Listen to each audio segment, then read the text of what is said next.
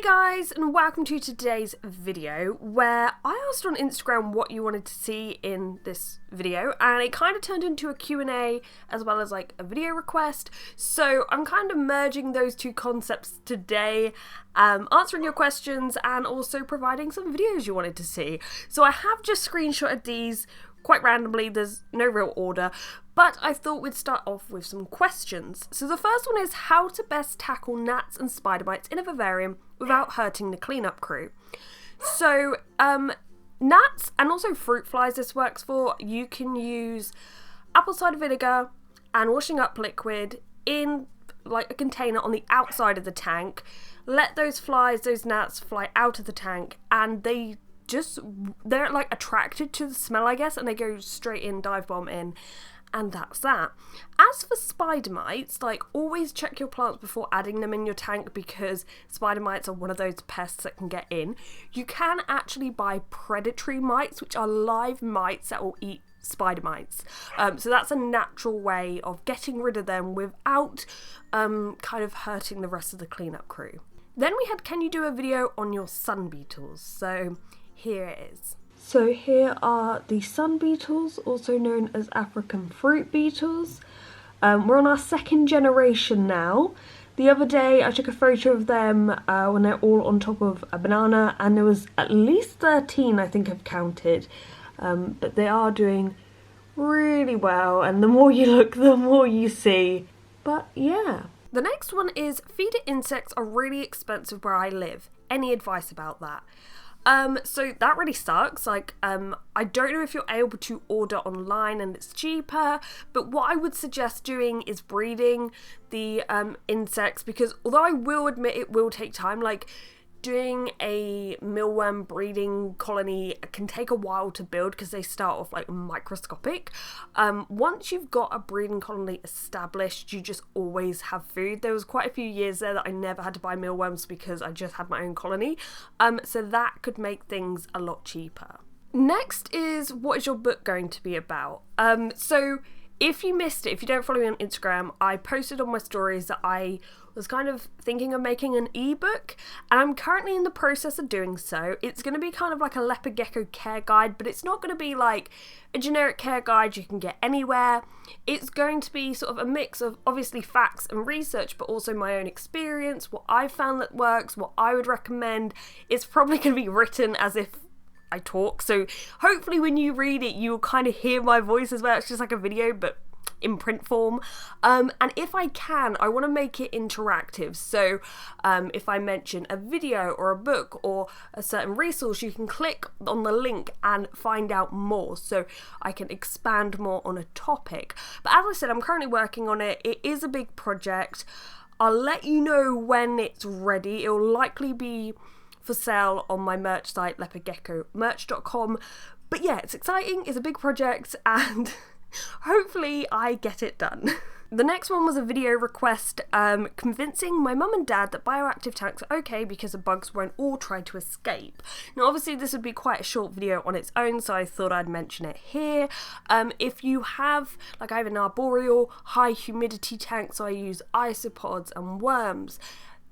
Some might escape, I'm not gonna lie, some can somehow escape, but if you don't live in a like super humid area, they don't tend to last long once they've escaped. So I have found dried dead isopods that have managed to escape. So really, for their own benefit, they should stay in the tank, but if they happen to escape, they won't last long and infest your house. The cleanup crew in my leopard gecko tanks are currently just the adult version of a Morio worm beetle, and I don't think they can escape, and they pretty much just stay in the tank, so that isn't an issue. But if I'm being honest, they can technically escape the cleanup crew, but they don't tend to last long. Then we had another video request, Lyra being cute.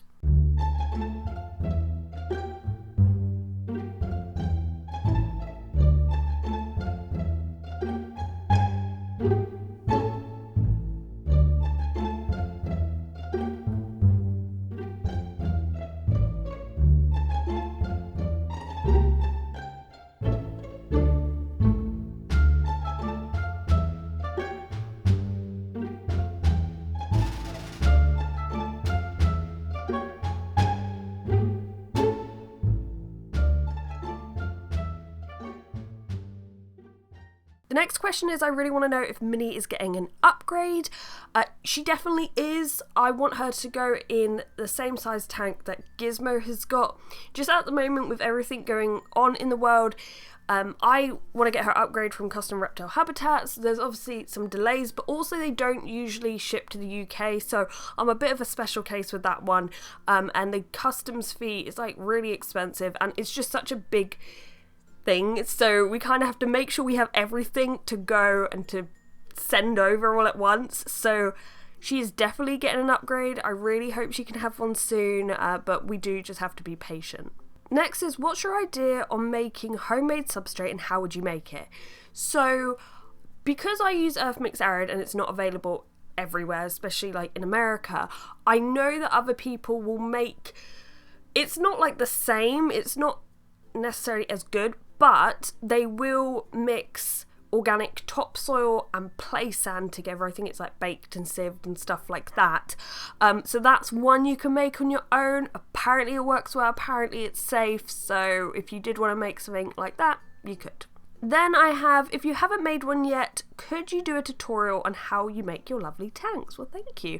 I actually do. I have a whole playlist where I go through my natural tank builds, so you can see step by step, like even with my like tank for Lyra, I think I did that in 4 parts. So if you're only looking to learn about how to do the background or how to plant it and stuff like that, you can, and they're in separate videos. But then like Diego's one and Gizmo's one are all in one video, and the one I'm making for Drogo right now will be in one video. Then an ant update. So my queen ant Liz and her colony are fully moved into their new nest. There's so many like workers and brood, it's unbelievable. But I'm finding like feeding them in this nest is so much easier. They don't try to escape.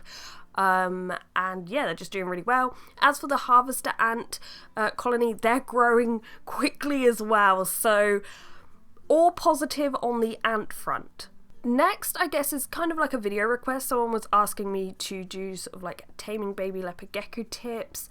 So I don't know if you want to see a whole video on that, but I would say watch that video where I did like the first week with a baby leopard gecko, because you can kind of see what my schedule was like. Handling for like 5 minutes in the evening and then feeding, and then I'd do that like every day, and the gecko would get used to it. And of course, at the beginning, they are scared, they are fast, but when you are consistent and you keep doing this stuff, they do get used to it, and after a while they're like, you're not a threat. So even now, like Maui would come to the front of the tank in the evening at the same sort of time that I usually feed him, and like I can handle him and feed him. So I think when you've owned a gecko for a long time like me, you can see it in the long term. You see how it works out, you see that this will pay off. But if it's your first gecko and you're not used to it and you're thinking, you know, I'm not seeing much progress very quickly, like, is this what it's always going to be like?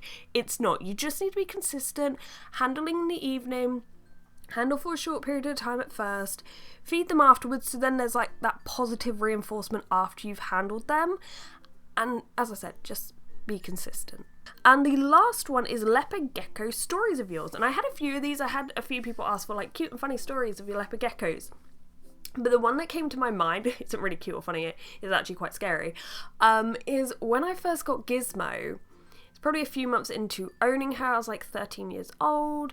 She lived in our kitchen. And I went to see her one evening, and her door was open just slightly. But this was like when she was juvenile size, and they can easily get out.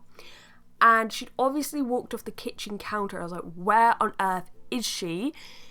She was in laundry detergent, like the powdered laundry detergent. There happened to be a box open just underneath the kitchen counter, I guess, and it cushioned her fall. Like, that's great, but like you would think if a gecko licked laundry detergent, they would definitely die. But almost 15 years on, Gizmo is still going. That was terrifying, but it weirdly saved her. And that's another thing, like leopard geckos are escape artists, and I've actually done a video before when Ziggy escaped and influenced Minnie to escape. Like, I swear they must communicate.